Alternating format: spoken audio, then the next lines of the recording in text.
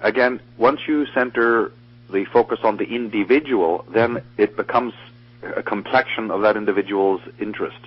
And if one individual does want to, his interests lead him to studying things in the way that ancients did it, so be it.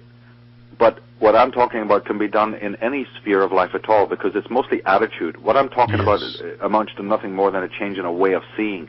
And that change of way of seeing can be done even within a sort of, to use, in parentheses, a capitalistic, modern, progressive society. I think that the core of the New Age movement attempted this. Of course, it got subverted again because of that overt collectivism that crept in. But in the core of religion, in the core of even the New Age movement, there was that original movement towards a man sort of asking the bigger question. It just gets contaminated. So, yes, it would be... I can't make any A to Z statement about that, because once in the moment that you put the focus on the individual, then it's up to that person to find out what works for them. That's right. And that can be where the freedom is. And of course that might be, a return to their own native roots or whatever, or a return to their racial ancestry and what have you. But it doesn't necessarily really even need to be that. It's predicated on the individual, somebody from a philosophical background, or whatever. And we see this change. When this change takes place, it can be doctors, it can be lawyers, it can be housewives, it can be mechanics, it can be anyone. And again, we must always remember that just because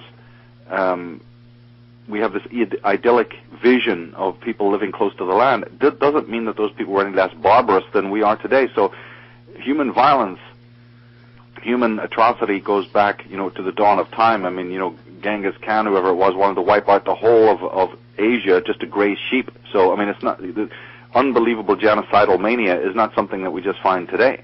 It's been there from the dawn of time. Yeah. So it's all about the individual doing his holy work, and that is what really transforms the planet. The philosopher, for instance, Hegel, the German philosopher Hegel, said in philosophical terms what you have just said a few minutes ago, that we're moving towards an absolute state of freedom and a perfect state. Now, of course, he was grossly misinterpreted. They thought he was talking about a totalitarian state. He was speaking of nothing of the kind. He said that when man ends his master-slave relationship, when one man realizes that he is the personification of God, then it would never dawn on him to hurt another person.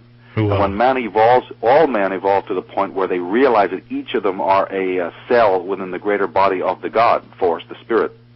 They're basically a manifestation of Spirit on earth. Then it would never arise in them to want to enslave anybody else or put another man above them so that they're enslaved. That just will cease to exist.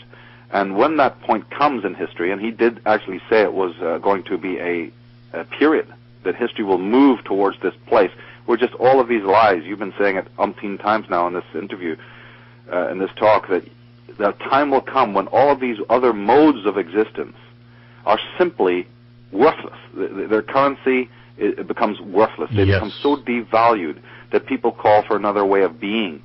And that being is centered in themselves. When they understand their own preciousness, when they understand the miracle of their own existence, it will never then dawn on a person to want to throw another person's reality into the shade. And that was Hegel's perfect state, when all men can live together in a very functional state and have that quote-unquote equality. But it's an equality of morality. It's an equality not enforced by Big Brother, who's going to tell one group that they're equal to another group and what all this nonsense. It's an absolutely organic awareness that we are all cells within the greater universal intelligence. And his word for that intelligence was reason.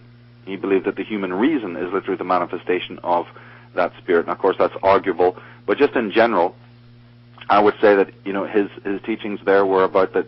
We're all evolving towards this place where all these previous modes of existence are found to be ultimately unsustainable, and then they have to be replaced with something greater. And this was the core of his famous dialectic, again highly misinterpreted, of course. People have given all sorts of ridiculous meanings to his famous dialectic. I mean, in the hands of evil men, it becomes something evil. But his original idea was that just there's a natural organic process that happens within the mind, that happens within the world, that happens within nature, of perfection, of evolution, and that evolution is ultimately towards a greater sense of harmony with the universe and with also fellow human beings. And it's that oneness, that understanding that oneness. And this, what we're talking about here, is going into understanding what balance is within our life once we see past this matrix of deceptions and lies. Also, let's see. I'm sure you know Freud, and he gets into the ego. So what you're saying is we're basically living almost 100% on ego, and we've forgotten our spirituality. And have your studies brought you to the stories of how we had some kind of big event happen where we had to switch from our spirituality to our ego for survival? I don't know if you've ever heard that story, Michael? No, that's not familiar. Oh, yeah. I don't know if it was Freud that said that, but there was some event that made us switch to total ego instead. And so, I know what you're talking about. That's Julian Jaynes. Julian Jaynes, okay. Yes, it's there, and many psychologists are toying with that idea. It's very central to my work. I think I briefly mentioned it earlier that there has been historical traumatic events that have taken place, earth changes and what have you, many events that then did actually actually brought about, actually literally brought about the kind of consciousness that we have today. Yes. Basically it can be seen as a wound. It's like any trauma that hits you, like a car wreck or a big earthquake or something. You can see metaphors in daily life where a person's traumatized by some crazy thing that happened to them. Or even if you try to slip on a banana peel, the whole of your body goes into becomes spastic. So this act of trauma happened on a global scale, perhaps not even once, but many times. Yeah, I believe many times. And it brought what we call the ego into existence. So we're healing from this wound, and that's the way I try to use that metaphor. When you look into all the myths of the world, they all talk about a great cataclysm and a great catastrophe that changed man, changed his body as well, changed his aging process, changed the way he ate food, changed the fact that he needed to galvanize into these kind of unsustainable communities, that he had to become a territorial creature, that he had to create inequalities and what have you. So if you can actually see it, it's right there. It's right there in the legends. It's right there in the ancient history of how man tried to survive when he was his consciousness was traumatized. So you have a lot of people talking about the physical trauma, but they don't often speak about what it did psychologically to us. Right. And also they don't really emphasize how recent this was. This trauma was just a heartbeat ago. And so most human beings today are reeling still psychologically. It accounts for a lot of things that go on psychologically. But how it ties into my work is that I see that the world controllers have used that fact to their own benefit. I agree. It's like anybody coming in a state of trauma. When you're weak, when you're disoriented, this is when you're vulnerable to colonization from outside.